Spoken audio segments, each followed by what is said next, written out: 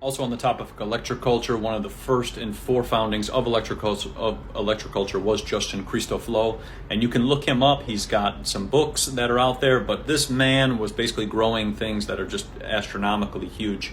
I think he grew 10-pound onions, he grew 50-pound cabbages, he grew different types of corn and peas to almost 10 feet. He grew flax that was almost 20 feet, just utilizing this patent right here and this type of technology. So this is really, really simple. It's basically a piece of wood with some copper, and then there's like an antenna on the top that faces north, while the spine basically faces to the south and collects all of the ether and energy that's in the air, then travels directly down into the plants and into the soil, so it magnetizes the soil, enhancing the energy of the soil so that the plants will basically be able to grow faster. It's kind of like putting a tree in your soil, but it's also harvesting the energy at the exact same time so that you can grow more food. Now, all of his books were burned, all of his stuff was pretty much wiped and deleted off the internet.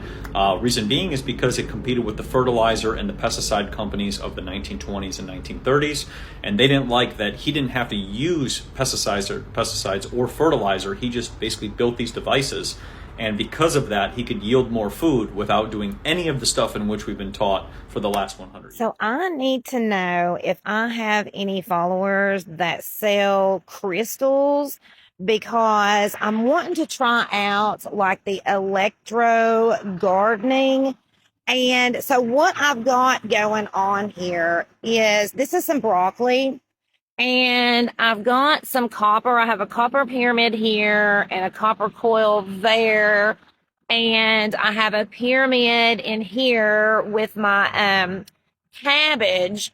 And so copper is, of course, an element that we need, and it's a natural fungicide, and it can also help repel insects and suppose plants do better and all this. So I've never tried this, but I'm wanting also, I think, to put some quartz crystals in here as well to create like an energy field. Now over here will be like my controlled experiment, okay? Because both of these beds, this bed and that bed, is carrots, and the beds are prepped exactly the same. So I have a couple of copper coils in this bed, and I'm wanting to put a crystal here, and then we'll just leave that one alone and see if there is a notable difference. I haven't decided what to do in here yet. This is some bok choy I've got growing. That's some celery. Those are broccolis coming up. I'm trying to get a little spinach patch going here. That's spicy basil. My husband's pepper plants are still going. Look at this pepper plant, you guys. This is a Tabasco pepper plant, and look, that thing is full of them. That is the spicy basil as well, regular basil. And my carrots are coming along well. I need to pull this tomato plant and get some seeds going back there. Speaking of tomatoes and copper, you guys, my little experiment here with the copper and the electromagnetic gardening. These are two tomato plants that I left after I got hit with blight. I decided to keep these two because they were the strongest and just see what happens. Now, I wrapped this one with a copper coil at the base. I've got some new growth, and I mean, it's hanging in there. I've got some tomatoes going on it. This one I did not wrap with the copper coil. Obviously, the one with the copper coil is doing a lot better than the one without, but there was also one that I used the copper coil on and had to pull it. It just didn't make it. So I can't say for certain, but it is interesting to know. I'm also finding this interesting with the copper electroculture gardening. Spinach, and there was a spinach there. Don't know what happened to it. Spinach there, one there, no copper. Spinach in here. Here is the one that I put a little copper pipe beside. So that one definitely is the strongest plant out of all of them. I also found this interesting with the electroculture gardening. These are my cabbage, and the ones that are surrounding my pyramid that is with the ley lines of the earth, we're doing a lot better than these two in the corner that were further away from the pyramid. I mean, look at the difference in the two of those.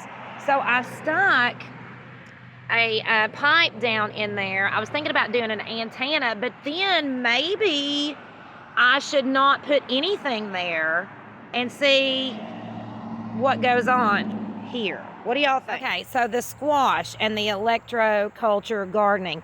This is a pole I've stuck in the ground with a coiled antenna pointing north. Now, this was late season squash. I was trying to get another harvest before frost. Don't know if that's going to happen. Now, I haven't noticed a big difference here. It's actually struggling. I did think these perked up, but it was also after a storm. And here is the squash with no copper around it. And honestly, I would say that is probably looking pretty good out of all of them. They need to be watered.